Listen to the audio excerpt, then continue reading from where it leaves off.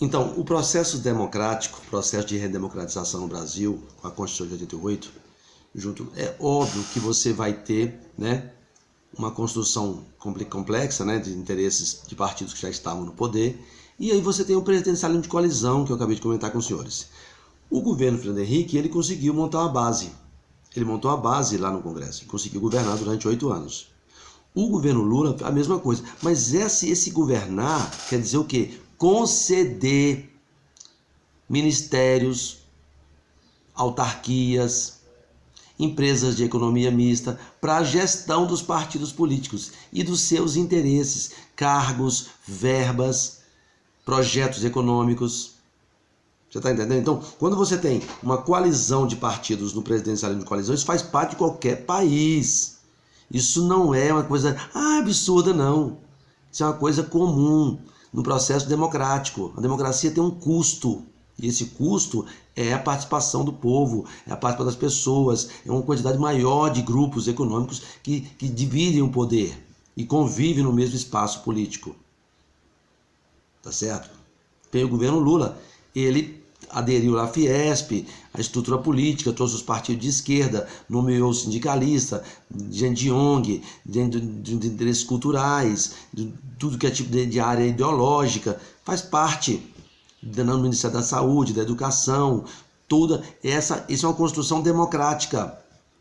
O governo Bolsonaro, aí veio, tiraram a Dilma. Por que tiraram a Dilma?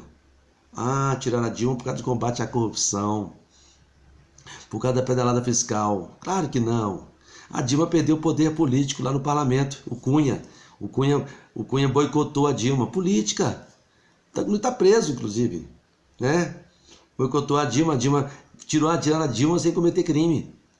Crime de pedalada fiscal, que é a manipulação fiscal, que é feita no governo Bolsonaro, que é feita nos governos anteriores. Tiraram a Dilma porque a Dilma perdeu o poder político. E aí entrou o Temer. O Temer é uma raposa política. Até hoje aí, ó, quem escreveu a carta do Bolsonaro foi o Temer. O Temer está no poder, pô. Sabe que é aquele professor de faculdade, um indivíduo do PMDB, das antigas, das arraigado aí economicamente e politicamente, tem poder pra caramba, entendeu? Então o Temer assume e fica 2 anos. Cometeu crime no exercício da presidência, o Temer cometeu. No exercício da presidência, né? E aí pega e passa a faixa para o Bolsonaro. Passa a faixa para o Bolsonaro faz o governo de natureza militar. Então, natural, encheu de milico no poder, normal.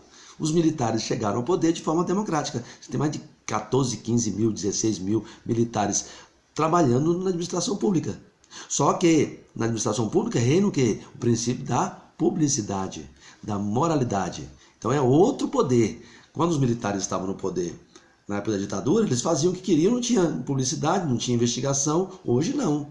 Hoje você tem a CGU, você tem o Tribunal de Contas da União, você tem a Polícia Federal, você tem um Congresso Nacional que é responsável por fiscalizar os atos do presidente, dos ministros, a CPI. E sempre teve CPI anteriormente, teve CPI por Lula, teve CPI por Fernando Henrique. Então isso faz parte. Isso faz parte do processo democrático, é acostumar com isso. Faz parte da política. A pessoa não gosta de política não, então não vive. Não sai de casa. Fica na redoma. Se você não gosta de política. Eu estou numa fila para vacinar, o cara tá falando, xingando o Bolsonaro, xingando o Lula e tal. Não falo nada. Se eu quiser falar, eu falo, olha, posso falar uma coisa? Eu entendo dessa forma. Morreu a conversa. Sem problema nenhum, maior respeito. Agora não vou xingar um cara de comunista, não vou xingar um cara de coxinha, não vou xingar um cara de esquerdopata, não vou xingar de comunistinha de merda, não vou xingar de professor aloprado, professor comunista. Não existe isso. No ambiente democrático, você conversa com as pessoas. Você respeita a opinião das pessoas e você coloca a sua opinião como cidadão. E repito, nós estamos juntos e eles estão separados. Só que eles lá estão mais juntos do que nós. Porque lá reina um conjunto de interesses o tempo todo. Interesses que se completam, porque lá eles votam junto para os seus interesses. Verbas, cargos, tudo. Eles estão lá para isso. Eles ganham fazendo isso. Ganham para fazer isso, ganham dinheiro público para fazer isso. ganha um salário de mais de 20 mil, mais 190 mil para distribuir verbas para os políticos que elegem ele. Tá certo? Então, a política funciona assim. Daqui a pouco a gente continua.